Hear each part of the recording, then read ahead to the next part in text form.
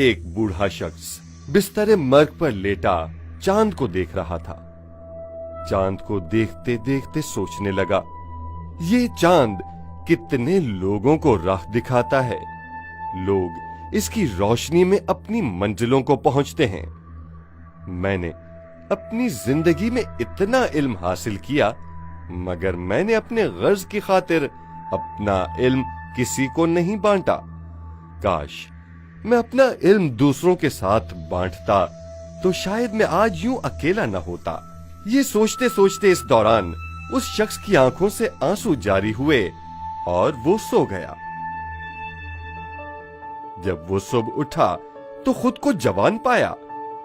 भागकर खुद को शीशे में देखा तो खुदा का शुक्र अदा किया कि ये एक ख्वाब था।